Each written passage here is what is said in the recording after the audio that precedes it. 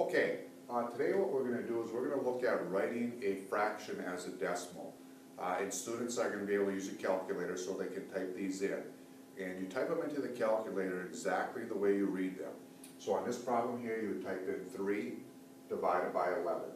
Okay, and on the screen, okay, a student is going to get this right here, 0.272727. It's going to continue. Now on some calculators, when you get to the end of the screen, it will round, okay? So if you are doing a problem like that and you think, well, it's not a repeating decimal because at the end of the answer, it doesn't repeat. That's because some calculators are set in a mode where they will actually round at the, when they run out of spaces on the calculator. So just be aware of that. So in this case here now, when we go and put the answer, okay, we need to put a repetition bar. And we put our repetition bar right here, right where it starts repeating, okay? And this we do not write down, all right? We don't want to put that repetition bar further. A common mistake that students sometimes make is they put that repetition bar over a whole bunch of repeating numbers. You place it right where the number begins to repeat. So the answer to this would be 0.27 with the repetition bar just like that. Okay, and that's done. All right? Okay, here's the negative one. Now, the negative one can be typed in normally. A student does not have to find a plus minus key on the calculator or anything like that. My recommendation is just type in 2 divided by 9. And on their screen, they're going to get 0.2, and the 2 is going to repeat. Okay, so we're going to put a bar over the 2. Now, it is a negative fraction, so it's got to be a negative decimal, so we have to remember to put our negative sign. That would be the answer, okay? All right, here's a little different type of problems. Now, we have to put in an inequality symbol, greater than, less than, or equal to symbol. And there's a few different ways that a student could do this problem. But since we're working with making fractions, decimals, let's stick with that approach on this problem. So they're both negative.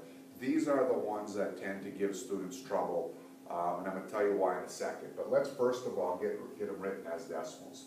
So this right here, if you type in 1 divided by 8, okay, that's going to be negative 0.125 on the calculator screen. Okay, and if we type in negative 1/10, okay, that's going to be negative 0.1. Okay, now we have to compare these two decimals, and they're both negative. Now, what you have to do here is picture a number line. Okay, what number is further left on the number line? That's a smaller value, that's a smaller number. Or if you want to think of temperature, which number is colder, if we're below 0 here. Either way is an appropriate way to think about this problem. I tend to kind of push students towards, think of a number line, what number is further left on the number line, that's going to be the smaller value, and put your sign in accordingly.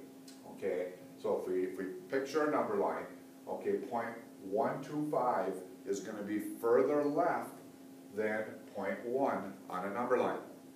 So this is a smaller amount. All right, so our symbol would go like this. Negative 1/8 is less than negative 1/10. Fairly complicated, kind of tricky. Hopefully that clarifies it a little bit. Okay, here is one they're positive. Okay, this is 0.6 repeating. 5/9 if you type in 5 divided by 9. Okay, that's, let's see, that's going to come out to 0.5 repeating.